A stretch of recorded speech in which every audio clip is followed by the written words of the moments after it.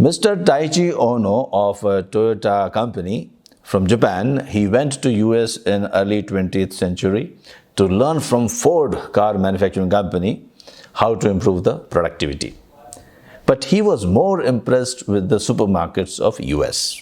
Supermarket of US. So I'm trying to draw the supermarket of US those days.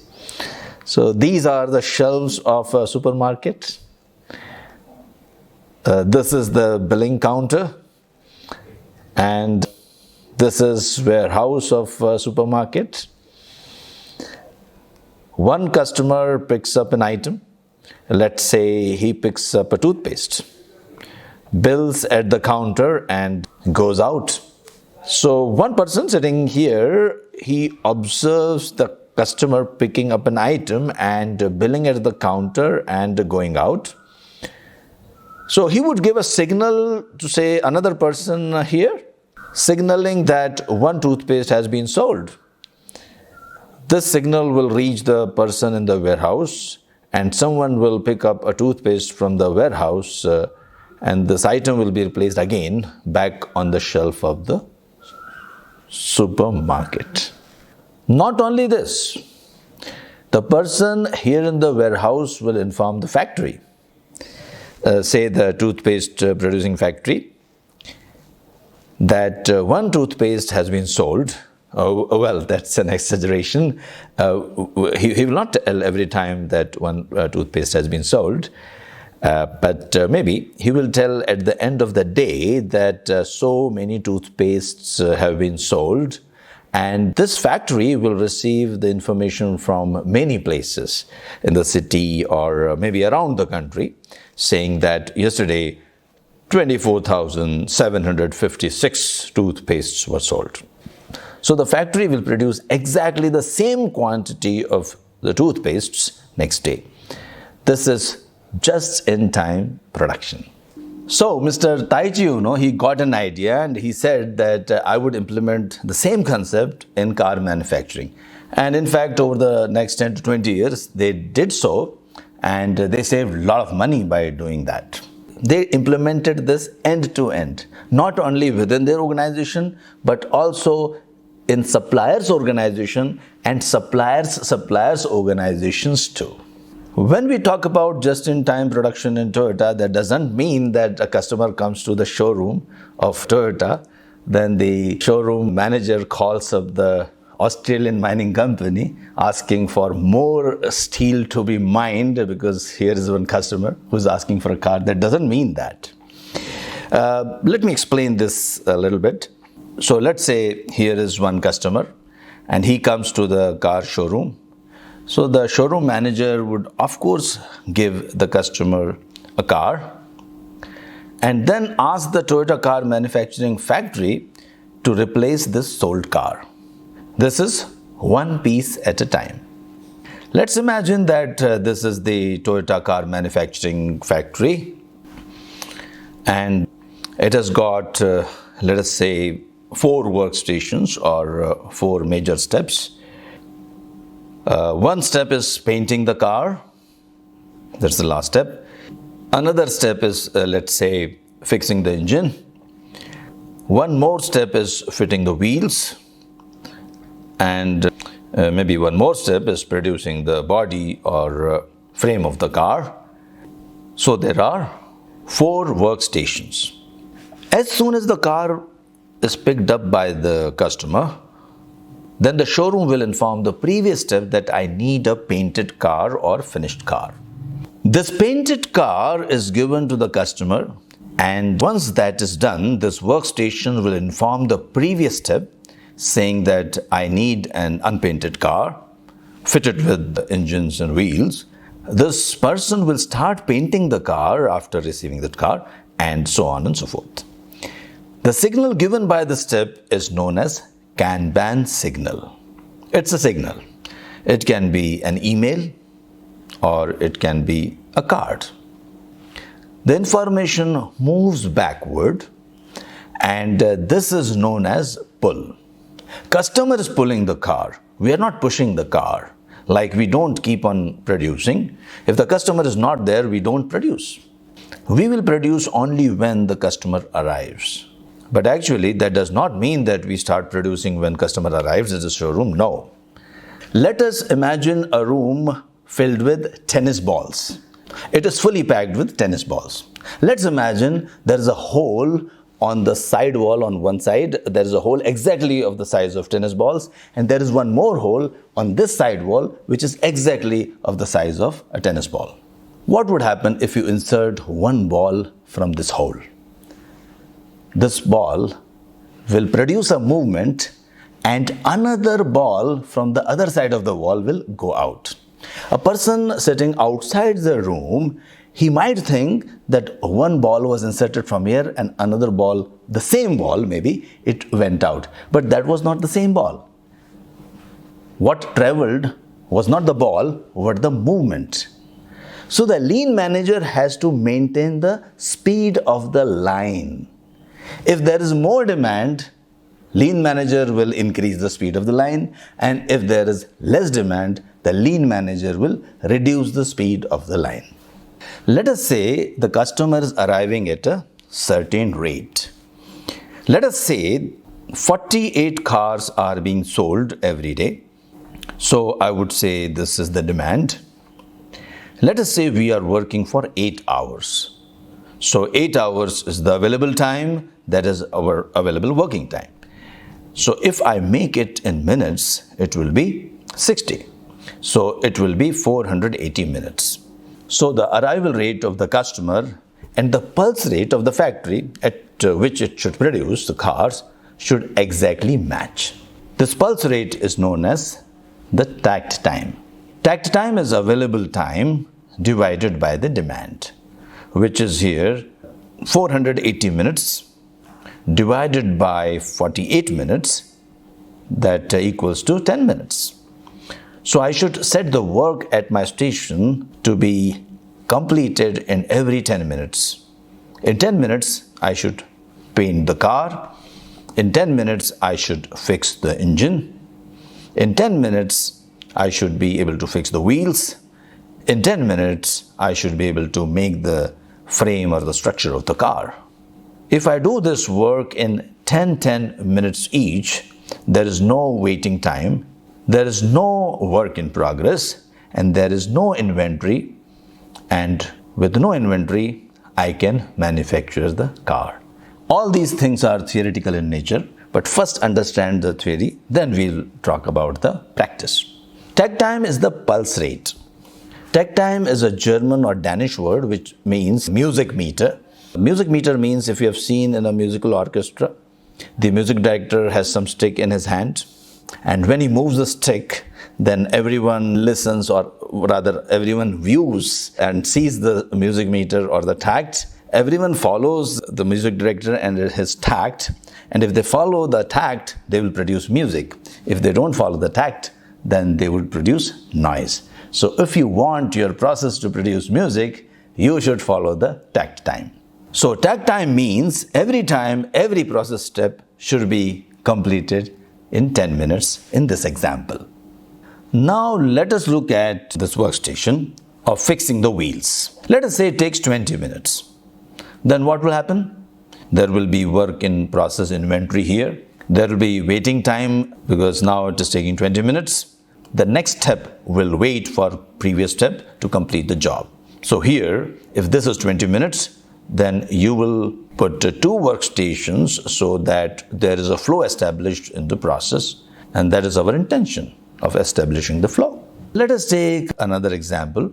There are 4 steps: A, B, C, and D. And let me draw the y-axis indicating the time, that is 5, 10, 15, 20, 25 minutes. Step A is taking 5 minutes. Step B is taking 25 minutes. Step C is taking, say, 10 minutes. Step D is taking, let's say, 5 minutes.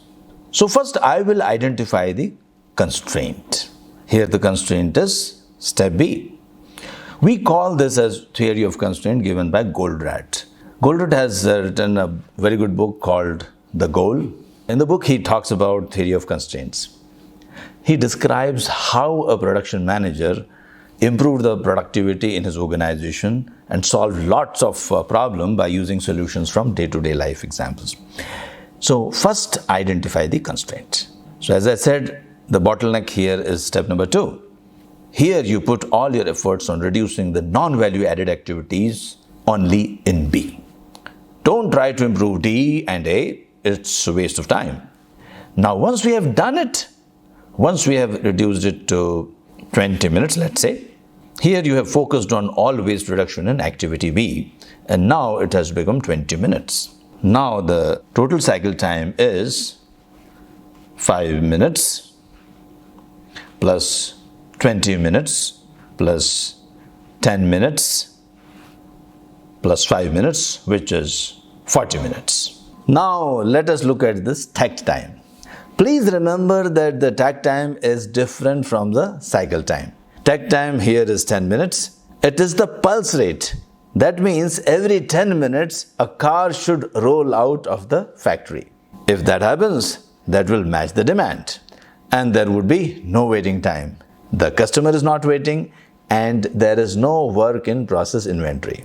Because here the takt time is 10 minutes, we can balance the line using the takt time. So if I look at this example, and because our takt time is 10 minutes, I will draw a line, and A is now underutilized, D is underutilized, C is balanced, and B is overburdened.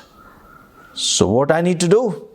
I need to either ask A to help B for 5 minutes to share the burden of B, and D also should share the burden of B, and with 4 people in the process, I can still manage the whole process. Now the line will be balanced. No one is overburdened and no one is underutilized. But suppose A and B are, let us say, from 2 different skill sets. Like A is, let's say, forklift driver and B is a software programmer. Then I cannot tell A to help B. Then you have to have 2 Bs, maybe. But then in this case, think of, can A help D?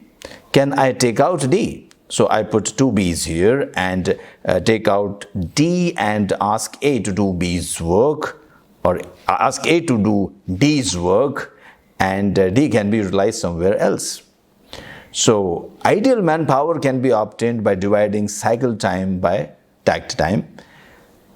Here it will be 40 divided by 10, that is 4. So try to have ideal manpower, that is 4, if possible. No, these are all theory. In real life and practical situations, you have to deviate a little bit. But this we have to keep in mind while we talk about just-in-time, takt time, one-piece flow, etc. in future. In traditional systems, when process A completes its work, it hands the product off to process B, where it is stored or placed in inventory until needed. But in pull systems, process B is responsible for getting parts and supplies from process A as they are needed. There is no intermediate storage or inventory. So this is a pull system example where customer is pulling. So when there is a demand, we'll produce, and when there is no demand, we will not produce. If there is less demand, we will reduce the speed of the line, and if there is more demand, we will increase the speed of the line, or we can add some more lines. The pull system provides an opportunity for eliminating the waste. Here we eliminate the waste of waiting if the parts are missing. We eliminate the waste of production, that is overproduction, and we also eliminate the waste of inventory. Not only finished good inventory, but also the work in process inventory. In push, we are making all we can just in case it is needed. But in pull, we make what's needed when we need it. Takt time, as discussed earlier, the formula is total production time available divided by the number of units required to meet the customer demand. It is defined as the amount of time available to produce one unit. One piece flow is placed to takt time. Usually it is measured in minutes or seconds, used to synchronize the process and establish uniform workflow. And it is based on anticipated customer demand, time available or scheduled to produce the right amount of product to meet the sales demand. Cycle time is different from takt time. In fact, lead time, cycle time, and takt time are all different. Lead time also includes the waiting time. So if you are completing a job in just 10 minutes, and if there are 5 more people waiting in the process to complete the job, then total time taken for this job to be completed is not 10 minutes, it would be 5 into 10, 50 plus the 10 minutes. That means it will be 60 minutes. So 60 minutes will be the lead time. We saw workload balancing too. The balancing of work performed at and between operations is based on human motion and takt time. The aim is to equalize the workload fairly and safely, eliminate unevenness and overburden, and facilitate the ability to easily increase or decrease the flow of production based on customer requirement. It is important to understand the difference between isolated efficiency and total efficiency. Separate job sites are only part of the total production, and we need to understand that. Operations cannot produce independently of each other. To increase total efficiency, processes or operations must work together to balance the work throughout the system. The goal is to increase the overall efficiency of the entire system. Isolated efficiency cannot improve the total system. So if one system is at 40% and next system is at 90% and another system is at 100%, the rate determining step would be the 40%. So here we need to focus our effort to improve the system which is at 40% efficiency. Improving efficiency while ignoring the other processes or scheduling creates waste of production, inventory, and processing. Many organizations run at 90% to 100% efficiency in isolated parts of their system while running at 40% to 60% efficiency as a whole. Improving efficiency is meaningful when it results in overall cost reduction. So here we have got 3 operators and we can see the line is unbalanced. And we need to balance the line using the takt time. So if we balance the line, we will not see any overutilization or underutilization of manpower. You can also use ESCAP technique. ESCAP technique means eliminate, simplify, combine, automate, and parallel.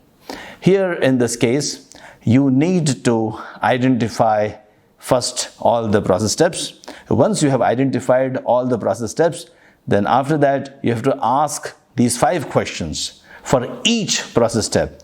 Can I eliminate that step? Can I simplify that step? Can I combine 2 steps? Or can I automate? Nowadays, a lot of automation possibilities are available. Can I automate these steps? Or can I do these steps or 2 or 3 steps in parallel?